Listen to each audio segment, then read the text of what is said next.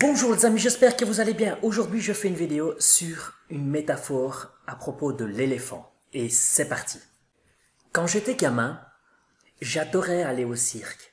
Et il y a un animal que j'adorais par-dessus tout. C'était l'éléphant.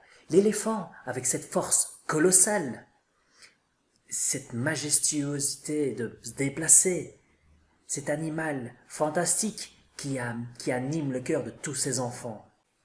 Mais une chose retint régulièrement mon attention à propos de cet éléphant.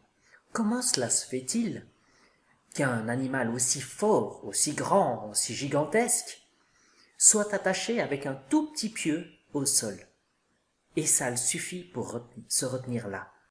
J'avais alors 6 ans et je posais la question à mon père, pourquoi est-ce que ce pachyderme si grand ne s'en va pas? Et il me répondit tout simplement parce qu'il est dressé.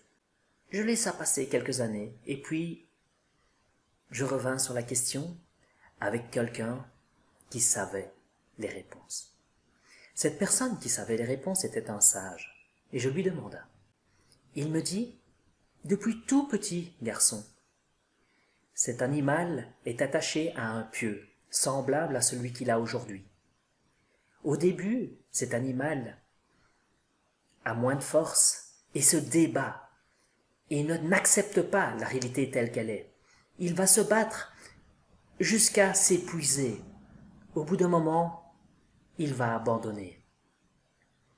Et les années passent et il a accepté d'avoir abandonné, de briser cette chaîne.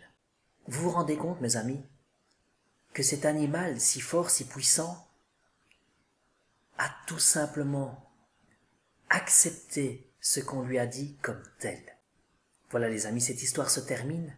J'aimerais que vous réfléchissiez là-dessus, parce que nous avons tous un pieu. On nous a éduqués de manière à ce qu'on ne se rebelle pas. On nous a éduqués de manière à ce qu'on soit dans l'acceptation de tout.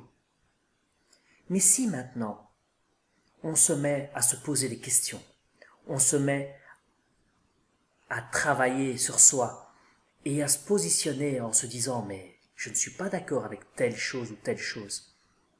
Si on commence à se remettre en question, les amis, nous serons ces éléphants qui allons se libérer de nos chaînes et vivre vraiment la vie que l'on mérite d'avoir. Merci, c'était Charles et Mickaël pour grandir en amour, conscience et compétence.